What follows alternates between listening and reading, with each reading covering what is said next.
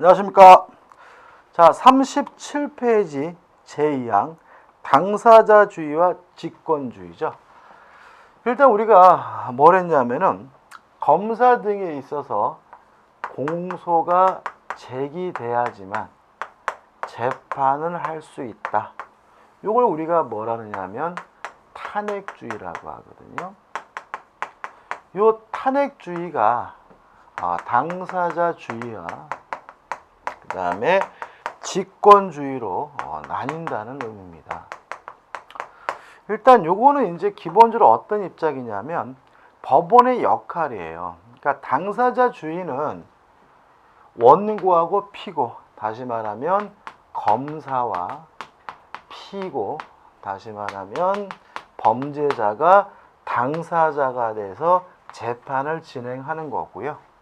판사는, 법원은 그것에 대해서 심판으로서의 역할을 수행하는 거다. 그러니까 쉽게 말하면 검사하고 범죄자가 막 싸워요. 그럼 판사는 가만히 앉아가지고 그냥 듣고만 있는 거죠.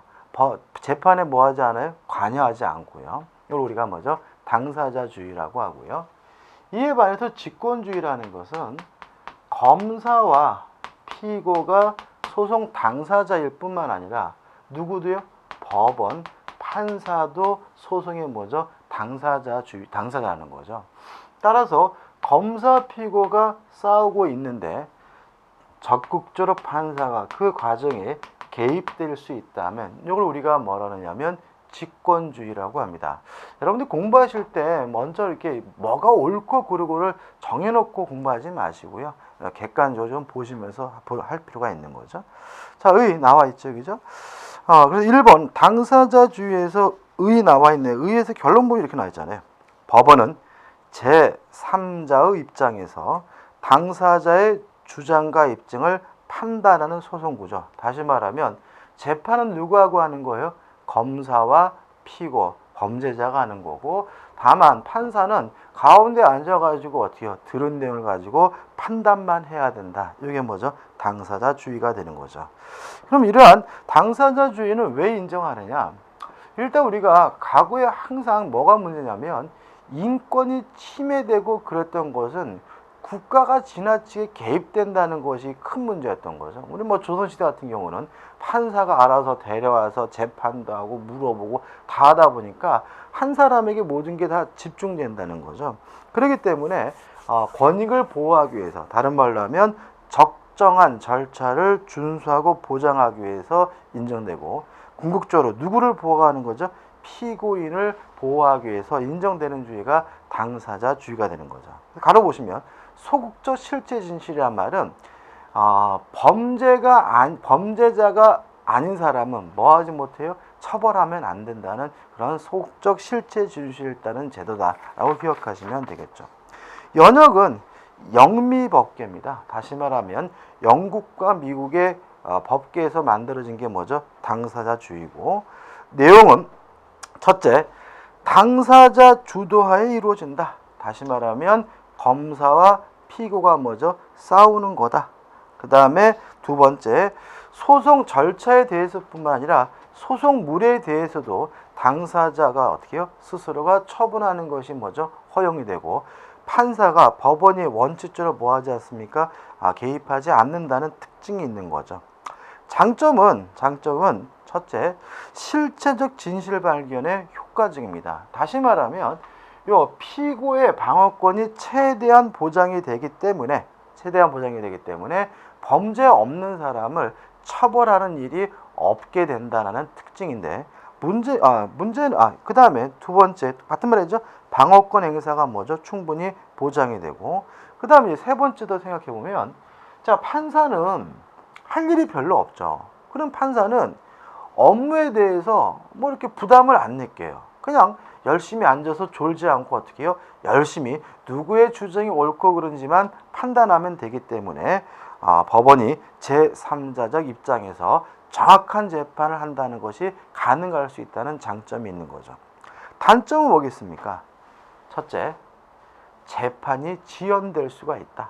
다시 말하면 예를 들어서 지금 이 사람이 뭔가 택도 안 되는 주장을 해요. 그러면 직권주의 같은 경우는 판사가 개입해가지고 피고 그딴 소리 하지 마셔라고 중단시킬 수가 있는데, 당사자 주의는 뭐 하면 안 돼요? 개입하면 안 되잖아요. 그러니까 그 인간이 아무리 개소리하고 이상한 소리를 하더라도 꿋꿋하게 뭐 하고 있어야 돼요? 듣고 있어야 되기 때문에 소송이 뭐가 돼요?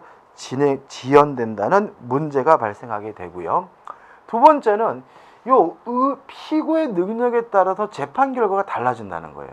예를 들어 가지고 굉장히 적극적이고 자기 권익을 찾는데 노력하는 사람이라면 열심히 하겠죠. 그러면 이 사람은 억울한 일을 당하지 않을 텐데, 만사가 귀찮은 사람이 있어요. 아이씨 뭐야 이거, 아이씨 알았어 이래가지고 대충 넘어가려고 하는 사람, 다시 말하면 당사자의 열의에 따라서, 노력에 따라서 뭐죠? 결론이 어떻게 해요? 달라지게 되고요. 결과적으로 또 어떤 일이 발생하냐면, 피고는 누구를 고용하게 돼요? 변호사를 고용하게 되는 거죠. 그러면 결국은 누가 진정한 범죄자냐, 범죄자 아니냐가 문제가 아니라 결국은 변호사의 능력에 따라서, 변호사의 성의에 따라서 재판 결과가 달라지기 때문에 교재에 나와 있는 것처럼 무슨 도박처럼, 게임처럼 흘러가는 경향이 있을 수가 있고요.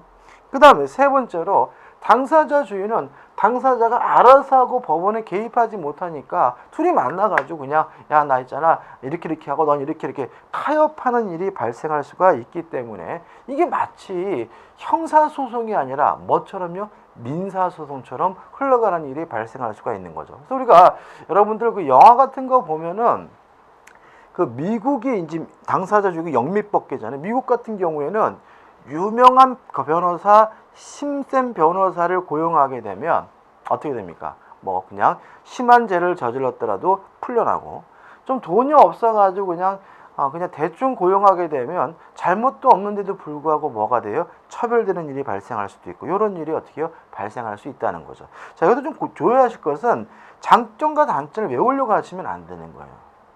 이거는 그냥 어떻게 해요? 요런 얘기구나. 이런 취지구나 라고 해서 어떻게 해요? 이해만 하시면 되고요. 나중에 문제가 나오더라도 이해를 기반으로 해서 시험 문제를 푸시면 적응력이 생기는데, 그냥 단순히 외우시게 되면 적응력이 없어가지고 말만 바꾸면 틀리게 됨을 좀 주의하시기 바라고요. 그 다음에 이제 직권주의죠. 자, 뭐라고요? 당사자가 소송을 수행하는데 판사가, 법원이 적극적으로 개입할 수 있는 주의가 뭐예요? 직권주의고요. 이념은 왜 이런 걸 인정하는 거예요? 아까 말씀드린 것처럼 당사자주의로 흐르게 되면 힘의 차이에 따라서 재판 결과가 달라지기 때문에 법원이 적극적으로 나서가지고 누가 진짜 사람을 죽였는지 실체 진실의 발견을 위해서 인정되는 것이고요. 연역은 영미법계가 아니라 독일 등의 대립법계에서 시작된 주의가 직권주의입니다. 일단 내용은 법원이 적극적으로 개입하는 거예요. 따라서 검사와 피고가 주장을 하는데 그것이 합리적이지 않다라고 판단된다면, 개소리라고 판단된다면 적극적으로 따로 증거를 판사가 뭐 할 수 있어요? 수집할 수 있어요. 이걸 우리가 직권탐지주의라고 하고요. 그 다음에 두 번째, 이런 재판은 모두 누구 아래 이루어지는 거죠? 법원의 지휘 아래, 다시 말하면 판사의 지휘 아래 이루어지므로 판사가 직권으로 사건을 뭐 할 수도 있어요? 심리할 수도 있다라는 내용을 갖게 되는 거죠. 장점, 첫째, 빨리 재판이 끝날 수가 있다, 그죠? 두 번째, 실체적 진실 발견에 뭐죠? 효과적일 수가 있어요. 그 다음에 두 번째, 또 이런 변호사 힘, 당사자의 능력에 따라서 달라지는, 다시 말하면 사법의 스법처를 뭐 할 수 있어요? 방지할 수가 있고요. 그 다음에 양날의 칼날이기도 하지만 법원이 직접적으로 개입하게 되면 피고가 능력이 없어도, 피고가 유능한 변호사를 고용하지 않더라도 억울한 일을 당하지 않을 수 있기 때문에 피고인 보호에 뭐죠? 충실할 수 있다는 단점이 있는 거죠. 장점이 있는 거죠. 그죠? 단점. 법원의 독단으로 흐를 수가 있습니다. 실제로 우리가 이제 왜 당사자주의라는 걸 인정하냐면, 판사라는 것은 완벽할 수는 없거든요. 실제로 만약에 판사가 적극적으로 그 사건에 개입하게 되면은 예단이라는 게 생깁니다. 여러분들 나중에 이제 경찰이 되시거나 수사를 하시게 되면은 수사 과정에서 어떤 생각이 생기냐면 저 죽일 놈, 나쁜 놈 이런 생각을 가지시기 때문에 그쪽에서 아무리 억울하다, 잘못이 없다라고 주장하더라도 그게 자꾸 안 와닿는 경향이 있거든요. 수사하시는 분들은 당연한 거예요. 그렇지만 누구까지 그러면 안 돼요? 판사까지 그러면 안 되는 거죠. 따라서 단점해가지고 법원의 자의나 독단으로 흐를 위험성이 항상 뭐하게 돼요? 내포하게 되고요. 따라서 피고의 방어권이 어떻게 충분히 보장되지 않을 수 있기 때문에 판사, 법원이 뭐 할 수 있어요? 오판할 수 있다. 잘못 판단할 가능성이 있다는 거 주의하시기 바라고, 같은 주제에서 결과적으로 공정한 판단이 이루어지기 어렵고요. 그 다음에 마지막으로 법원의 업무 부담이 가중되는 거죠. 다시 말하면 당사자 주의에서는 그냥 쳐다보고, 그죠? 오늘 이루어진 일에 대해서만 옳고 그름만 판단하면 되는데, 직권주의에 따르면 필요하다면 판사가 직접 뭣도 해야 돼요? 증거 조사도 하고 수사도 해야 되잖아요. 그럼 판사가 몸이 하나인데 그걸 다 할 수는 없는 거죠. 그래서 법원의 업무 부담이 가중된다는 단점이 있는 거죠. 자, 그러면 이거를 어떻게 조할 것인가 문제에 대해서 사망, 우리 형사소송법의 기본 구조에서 1번 당사자주의와 직권주의를 뭐하고 있는 거죠? 조화하고 있는 거죠. 학설과 판례가 나와 있는데 결론은 그렇습니다. 일단 기본적으로 우리 형사소송법은 당사자주의를 취하고 있는 거예요. 그래서 규제 밑에서 두 번째 보시면 판례가, 세 번째 좀 볼까요? 우리나라 형사소송법은 그 해석상 소송 절차의 전반에 걸쳐 기본적으로 당사자주의 소송 구조를 취하고 있는 것으로 이해된다라고 헌법재판소도 판결했고, 맨 밑에 대법원에서도 뭐 한 거죠? 판결한 거잖아요. 일단 기본적으로 뭐죠? 당사자주의예요. 근데 당사자주의도 뭐가 있었어요? 단점이 있었기 때문에 결국은 직권주의를 뭐 하게 되는 거죠? 가미하게 되는 거죠. 따라서 우리 형사법은 기본적으로 당사자주의를 취하지만 무엇이 가미되어 있는 상태라고요? 직권주의가 가미되어 있는 상태다라고 기억하시면 되는 거죠. 그죠? 자, 넘겨보시면 이제 40페이지에 판례가 나와요. 그죠? 자, 1번 판례는 뭐 읽어보시는데, 일단 기본적으로 무슨 판례입니까? 당사자주의다. 따라서 검사가 입증을 하는데, 검사가 입증한 곳에 놓고 법원이 뭐죠? 그냥 객관적으로 판단만 하면 되는 거예요. 예를 들어가지고 검사가 입증을 하는데 자식이 이게 좀 능력이 좀 떨어지는 무능한 검사예요. 제대로 입증을 못해. 그래서 판사가 야 임마 너 자식아 그렇게 입증하면 어떻게 라고 말할 수는 없는 거예요. 뭐가 원칙이니까요? 당사자주의가 원칙이니까. 따라서 법원의 입증이 뭐죠? 정확하지 않다면, 의심스럽다면 그냥 피고인에게 이득이 되게 판단해주면 된다라는 것이 뭐죠? 1번 판례고요. 따라서 당사자주의를 채택하고 있는 결과 판사는, 법원은 뭐 하면 돼요? 앉아서 제시되는 증거만 판단하면 되는 거죠. 따라서 만약에 1심 법원에서 소송이 제기됐다면 2심 법원은 능동적으로 뭐를 하는 것이 아니라 1심 법원에서 송부되는 재판 자료를 객관적으로 뭐 하면 돼요? 판단하면 되므로 결론 부분 보시면 헌법재판소 판결이죠. 당사자주의에 충실하려면 제1심 법원에서 항소법원으로 소송 절차를 바로 송부함이 바람직하다라고 나와 있고요. 왜냐하면 법원은, 판사는 뭐인 입장이에요? 수동적인 입장이기 때문에 빨리 해주라는 얘기인 거죠. 그 다음에 2번 당사자주의 요소와 직권주의 요소예요. 자, 가끔 시험 문제 나오는데 여기서 이제 우리가 다시 한번 말씀드리지만 이거를 구별하실 때 항상 머릿속에 뭘 가지고 계시면 돼요? 당사자주의란 판사가 어떻게 해요? 가만히 있는 거. 그죠? 소극적으로 어떻게 해요? 옳고 그름만 판단하는 거. 직권주의란 뭐라고요? 판사 스스로가 어떻게 해요? 능동적으로 개입하는 거. 그죠? 저는 개인적으로 야구를 좋아하는 편인데, 예를 들어 보면 우리나라 그 야구에서 뭐죠? 비디오 심판인가요? 합의 판정 해가지고 심판들의 판정이 애매한 것이 있으면 그 양 팀의 감독들이 이의를 제기하면 방송 비디오본을 보고 판단하잖아요. 그죠? 메이저리그도 그렇죠. 그죠?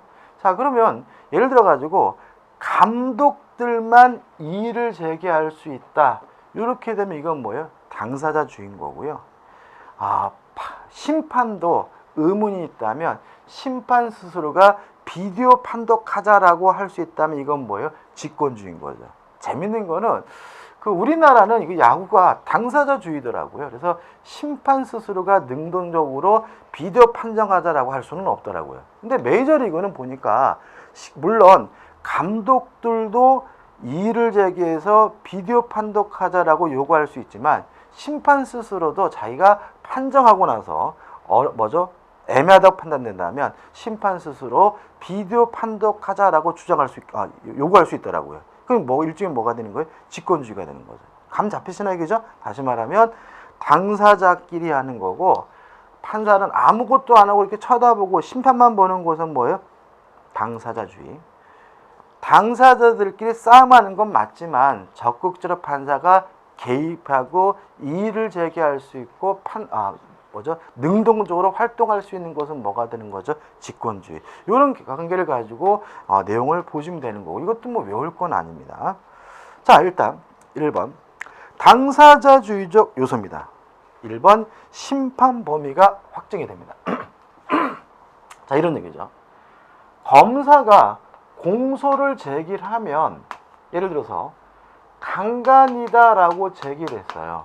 그러면 판사는 이놈이 더 나쁜 짓을 한 거라는 의심이 가더라도 강간했는지 안 했는지만 판단할 수가 있는 거예요. 다시 한번요. 자, 지금 검사가 공소를 했어요. 뭐라고요? 강간죄라고. 근데 판사가 가만 보니까 이놈이 강간이 아니라 살인도 한 것 같아요. 그래서 만약에 강간뿐만 아니라 살인도 재판하자. 그럼 이건 뭐예요? 직권주의인데 판사 입장에서는 아무리 살인의 의심이 있다 하더라도 강간만 심사할 수 있는데 이게 뭐예요? 당사자주의의 요소인 거죠. 이해되시나요? 그죠? 자, 그 다음에 이제 강간으로 이제 재판이 진행이 된 거죠. 강간인지 아닌지만 판단해야 되겠죠. 근데 이제 사건을 진행하다 보니까 요 강간을 하기 위한 전 단계로 폭행이 있었고 폭행으로 인해서 상해가 이루어졌어요. 근데 판사가 보니까 강간까지는 아닌 것 같고 얘는 상해죄로 처벌해야 될 것 같아요. 이럴 때 판사가 야, 강간이 아니다 상해다 라고 판결할 수 있느냐? 없다. 당사자주의에 따라서 검사가 제기한 것에 대해서만 판단할 수 있으니까 강간이라고 공소가 제기됐다면 뭐만 판단해야 돼요? 강간만 판단해야 되는 거죠. 따라서 두 번째 줄 보시면 원칙적으로 공소장 변경 절차를 거치지 아니하면 심판의 대상이 될 수 없도록 한 것은 뭐죠? 당사자주의죠. 따라서 판사 입장에서는 검사가 강간이 아니라 상해입니다라고 공소장을 변경해 줘야지만 무엇을 심판할 수 있어요? 상해죄인지 아닌지를 심판할 수 있는데 이거는 뭐죠? 당사자주의가 되는 거죠. 그 다음에 2번 공소장 1번주의라는 게 있어요. 자, 이게 뭐냐면 공소장은 원래는 한 장으로 끝나라는 얘기인 거거든요. 쉽게 말하면 1번이라는 말은 한 장. 이게 왜 주고 있냐면 이런 얘기입니다. 제가요 판사예요. 근데 오늘 좀 할 일이 없어. 뭐 약속도 없고 퇴근도 일찍 하고 집에서 드라마 보다 보니까 맨 재벌만 나오고 뭐 그냥 이쁜 애들만 나오고 잘생긴 남자만 나와서 짜증나. 그래가지고 나 내일 재판하는데 좀 이것 좀 예습해야 되겠다. 이런 거 원래 허용이 안 되는 거예요. 왜냐하면 만약에 판사가 미리 예습을 하게 되면 봤단 말이죠. 봤더니 이놈이 막 14살 먹은 애를 죽였다 그러고 막 8살 먹은 애를 막 성추행하고 막 이런 얘기 나온단 말이죠. 그러면 판사는 어떤 예단을 갖게 돼요? 야, 이 쳐죽일 놈, 나쁜 놈, 이런 예단을 갖게 되는 거예요. 이런 예단을 가지고 법정에 딱 앉으면 아무리 피고가 판사님 저는 억울합니다. 저 좀 구해 주십시오라고 하더라도 아무 소리가 안 들리는 거예요. 다시 말하면 심판의 입장에서 객관적으로 뭐 할 수 없어요? 재판할 수가 없는 거죠. 따라서 판사에게 제출하는 공소장은 될 수 있으면 뭐죠? 한 장만 넣어야 되는 거예요. 거기서 어떻게 해요? 강간이면 강간, 살인이면 살인, 이렇게 범죄 사실만 적셔야 되는 거지. 뭐 그 안에다가 막 뭘 집어넣으면 안 돼. 막 그 돌아가신 분의 뭐 사체 사진, 뭐 가족들의 인적사항, 뭐 이 사람이 죽어서 애가 뭐 키울 뭐 어떻게 됐다, 뭐 이런 거를 집어넣으면 안 되는데, 이게 뭐죠? 공소장 1번주의라고 하고요. 이것도 결국 뭐에 대한 것이죠? 당사자주의에 의해서 비롯된 것이 되는 거죠. 그 다음에 공판준비 절차 해가지고 당사자주의에 따르면 이 피고도 검사와 동등한 입장에서 뭐예요? 재판의 주체이기 때문에 피고에게 공판장 부분을 송달해 준다, 또는 준비할 수 있는 기간을 주기 위해서 기일을 유예해 주고, 또 피고인에게 변경 신청권을 주는 것은 피고인의 방어권 보장을 위한 뭐죠? 당사자주의 입장인 거죠. 4번 공판 절차상 당사자의 주도적 지위에서 A번, 다시 말씀드리지만 피고는 단순한 재판을 받는 객체일 뿐만 아니라 법원의 재판의 뭐죠? 주도적인 주체이기 때문에 반드시 법원에 뭘 해야 돼요? 출석을 해야 되죠. 그래서 당사자가 출석해야지만 재판이 시작될 수 있다라는 주는 것은 결국 뭐죠? 당사자주의의 표상인 거고요. 그 다음에 B번 모두 진술이라는 말이 나오는데, 이 모두라는 말이 앞대가리란 뜻입니다. 이 두자가 뭘까? 우리가 보통 모두 하면 전부란 뜻이잖아요. 그래서 뭐 한자로 쓰면 안 되기 때문에 한글로만 써놨지만, 앞으로 여러분들이 법에서 관련된 문서에서 모두라는 말이 나오면 대가리, 앞대가리 이렇게 생각하시기 바라고, 모두 진술하면 어떻게 해요? 맨 처음 하는 진술이란 말이에요. 물론 검사에게도 모두 진술권 인정이 되고요. 그 다음에 피고에게도 뭐죠? 모두 진술권이 인정된다는 의미에서는 동등하게 보는 것이니까 이것은 뭐죠? 당사자주의의 입장인 거고요. 그 다음에 C번 피고인의 신문 방식이 나오는데, 일단 어떻게 하냐면요. 피고인을 어떻게 신문하냐면 검사가 먼저 신문합니다. 재판할 때. 그 다음에 피고의 변호인도 뭐 하게 돼요? 신문하게 돼요. 그리고 나서 마지막에 누가 신문할 수 있냐면 법원이 신문할 수 있도록 하거든요. 근데 법원이 신문한다는 것은 기본적으로 뭐죠? 직권주의적 입장이지만, 먼저 검사와 변호사가 신문한다는 것은 결국 뭐죠? 당사자주의를 표상하고 있는 제도고요.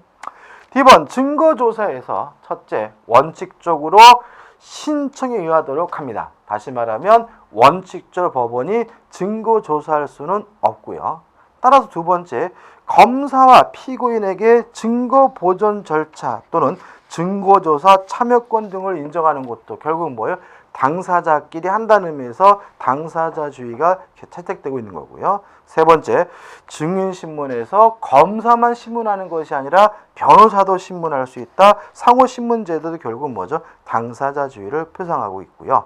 그 다음에 네 번째, 당사자의 반대 신문권을 보장해 줍니다. 다시 말하면 검사가 신문했으면 누가요? 변호사도 신문하고요. 또 변호사가 신문했으면 또 누가요? 검사가 신문할 수 있고, 그 다음에 전문 법칙을 인정하고 있다라고 나와있죠. 그죠? 전문 법칙. 우리가 이제 뒤에서 또 자세히 배우겠죠. 전문 법칙이란 말이. 이게 전문 법칙이란 말이 뭐냐면 이런 얘기입니다. 자, 증인을 불렀어요. 증인을 불렀는데 사람을 죽인 거를 봤습니까? 그랬더니 예, 제가 봤습니다. 이러면 증거력이 인정이 돼야죠. 근데 문제는 갑돌이가 죽였다라고 얘기하는 것을 들었습니다. 이러면 증거 능력이 부정되는데, 그럼 우리가 뭐라 하냐면 전문 법칙이라고 합니다. 자세한 건 우리가 뭐죠? 뒤에서 합니다. 다시 한번요. 자, 자기가 직접 보고 경험한 것을 증언하는 것은 당연히 뭐가 인정이 돼요? 증거 능력이 인정되지만, 누가 타인이 경험한 것을 전해 들어서 이렇게 전달해 주는 전문의 경우에는 원칙적으로 증거 능력을 인정하지 않는데 이걸 우리가 뭐죠? 전문 법칙이라고 하고, 이런 전문 법칙이 인정되는 것도 결국은 직접 불러다가 물어봐야 된다는 의미에서 당사자주의와 관련이 있다는 거 좀 기억해 두시기 바랍니다. 그 다음 2번, 당사자의 최종 변론권도 당사주의주의 요소겠죠. 그래서 재판이 다 끝나면 이제 어떻게 해요? 이제 피고에게 이제 판사가 마지막 할 말이 있습니까? 그럼 검사가 나와서 어떻습니까? 저놈은 사형을 시켜야 됩니다. 라고 떠들고, 그 다음에 이제 피고에게 마지막으로 할 말 없습니까? 그러면 제가 뭐 죄는 믿지만 사람을 미워하지 마십시오. 용서해 주십시오라고 하면서 이런 것도 다 뭐죠? 당사자주의적 요소가 관여되어 있는 거죠. 자, 그럼 여기까지 쭉 봤는데 이거 별건 아니라고 했어요. 그죠? 자, 그럼 이건 결국 뭐예요? 검사와 피고가 재판 행위를 하는 거다. 판사는, 법원은 그 행위에 개입되지 않고 제3자적 의미에서 심판으로서 객관적으로 판단하면 된다. 이러한 당사자주의가 관여되어 있는 거죠. 그러면 직권주의적 요소는 결국은 누가 하는 것들을 말하는 거예요? 판사가 개입하는 것. 판사가 관여하는 것은 무엇과 관련되게 되는 거죠? 직권주의와 관련되겠죠. 따라서 A번, 피고인의 신문입니다. 자, 검사도 신문하고 변호사도 신문하는 것은 당사자주의예요. 검사, 변호사가 신문이 끝난 후에 판사도 미진한 것이 있다면 추가적으로 신문할 수 있는데, 이것은 무슨 요소가 반영되는 거죠? 직권주의 요소가 반영되어 있는 거고요. 그것이 뭐죠? A번, B번입니다. 그죠? B번. 그 다음에 또 A번을 먼저 설명드려야 돼요. 뛰어넘은 얘기죠. 자, 원래 당사자주의라면 검사, 피고가 뭐죠? 동등한 입장이기 때문에 검사도 할 말이 있으면 증인석에 서가지고 증언하면 되는 거예요. 검사도. 또 피고도 할 말이 있으면 증인석에 서가지고 증인으로서 뭐 하면 되는 거예요? 증언하면 되는 거예요. 다시 말하면 당사자주의하에서는 피고 신문이라는 게 없고요. 피고를 신문하고자 할 때 일반적 뭐처럼요? 증인처럼 신문하게 됩니다. 이에 반해서 우리나라는 그런 것이 아니라 피고는 피고인 신문에서 따로 두고 있다는 것은 결국 뭐가요? 직권주의가 가미되어 있다는 말이고요. 그것이 뭐죠? A번이고, 그 다음에 B번, 검사, 변호사 외에 판사도 피고인을 신문할 수 있는데 이것도 뭐가 되는 거죠? 직권주의적 요소가 됨을 주의하시기 바랍니다. 그 다음에 10번, 직권 증거조사. 자, 원래는 증거조사도 입증도 누가 하는 거예요? 검사와 피고, 당사자가 하는 것이 원칙인데, 다만 법원은 일정한 경우에 직권으로 미진한 것이 있다면 증거를 조사할 수 있는데 이것도 뭐죠? 직권주의가 개입되어 있는 거고요. 그 다음에 세 번째, 자, 아까 이런 말씀드렸죠. 강간이라고 공소가 제기되면 판사는 당사자주의에 따라서 강간인지 아닌지만 판단해 주면 되고, 상해인지 아닌지 여부는 뭐 하면 안 돼요? 판단하면 안 되는 거죠. 그죠? 따라서 강간을 상해라고 공소장을 변경해야 판사는 상해죄 여부에 대해서 심리하게 되는데, 이걸 우리가 뭐라 그래요? 당사자주의였잖아요. 그죠? 근데 이런 일이 발생할 수 있죠. 지금 자꾸 검사가 강간이라고 해요. 근데 판사가 보니까 강간은 아니야. 강간은 아니고 상해란 말이죠. 그러면 이 판사는 강간인지 아닌지만 판단해야 되니까 뭐 할 판이야? 이 나쁜 놈을 무죄라고 판결해야 될 판인 거죠. 이때는 판사는 검사에게, 야, 이 자식아, 지금 너 계속 우기고 있는데 네가 우기다가는 지금 얘 무죄로 풀려날 수가 있어. 강간죄를 상해죄로 바꿔 공소자 변경을 요구할 수가 있는데, 누가요? 법원이, 판사가, 재판장이. 이것은 뭐가요? 직권주의가 관철되어 있는 것이죠. 그죠? 이해되시죠? 그죠? 그 다음에 2번, 증거 동의를 할 수 있다. 법원이 진정한 것으로 인정할 때면 효력이 있다. 이게 무슨 말이냐면, 자, 당사자주의에 따르면 증거가 있는데 판사가 보니까 이거 말도 안 되는 증거예요. 근데 검사가 냈더니 피고가 동의합니다. 이러면 판사 입장에서는 마음에 안 들더라도 말도 안 되는 증거라도 그걸 증거로 받아들이고 뭘 내줘야 돼요? 판단해 줘야 되는 거죠. 뭐에 따르면요? 당사자주의에 따르면. 근데 직권주의하에서는 아무리 피고가 증거 맞습니다라고 동의했다 하더라도 그것이 진실한 증거가 아니라고 판단된다면 증거에서 배제할 수 있는데 이것도 결국 뭐가 되는 거죠? 직권주의 요소가 가미되어 있는 것이죠. 이해되시죠? 그 다음에 이제 3번입니다. 자, 또 나오는 거이죠. 자, 보자고요. 자, 우리 민법은 원칙적으로 뭐예요? 당사자주의지만 뭐가 가미되어 있어요? 직권주의가 가미되어 있다. 자, 정리해보자. 이런 얘기예요. 그죠? 1. 피고의 신문에서 검사가 하고 변호사가 하는 것은 뭐죠? 당사자주의적 요소지만 판사도 보충 신문할 수 있는 것은 뭐죠? 직권주의적 요소고 2번 검사가 공소장을 변경해야지만 심리할 수 있는 것은 당사자주의적 요소지만 법원이 공소장 변경을 요구할 수 있는 것은 뭐죠? 직권주의적 요소고요. 그 다음에 3번 검사나 변호사가 증인을 신문하는 것은 뭐죠? 당사자주의지만 법원이 증인에 대한 보충 신문을 할 수 있는 것은 뭐죠? 직권주의적 요소고요.